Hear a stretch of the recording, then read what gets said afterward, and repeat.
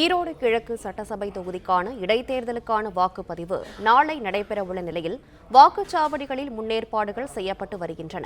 வாக்காளர்களுக்கு பரிசு பொருள், பணம் உள்ளிட்டவை கொண்டு செல்லப்படுகிறதா எனவும் போலீசார் சோதனை மேற்கொண்டுள்ளனர்.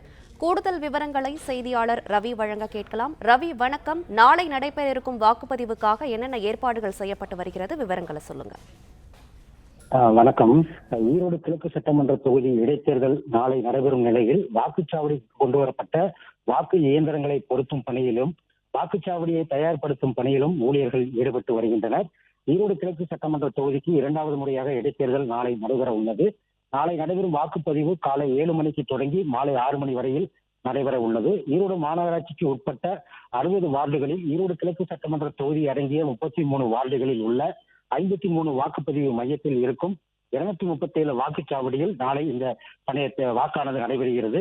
1,09,636 ஆண் வாக்காளர்களும் 1,16,760 பெண் வாக்காளர்களும் 37 மாற்று பாலினத்தவர்களும் என 2,26,433 வாக்காளர்கள் நாளை வாக்குகளை செலுத்த உள்ளனர்.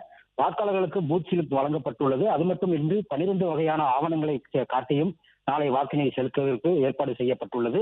இந்த இடைத்தேர்தலில் 20% கூடுதலாக 852 வாக்குப்பதிவு இயந்திரமும் 284 கட்டுப்பாட்டு இயந்திரமும் 308 சரிபார்ப்பு இயந்திரமும் பயன்படுத்தப்பட உள்ளது.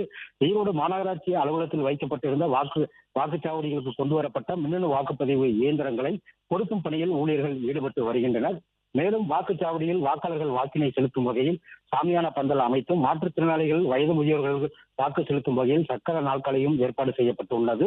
நாளை நடைபெறும் வாக்குப்பதிவின் போது 1194 அரசு ஊழியர்கள், துணை ராணுவ படையினர், காவல்துறையினர் என 2678 பேர் இந்த பாதுகாப்பு பணியில் ஈடுபட்டு வருகின்றனர்.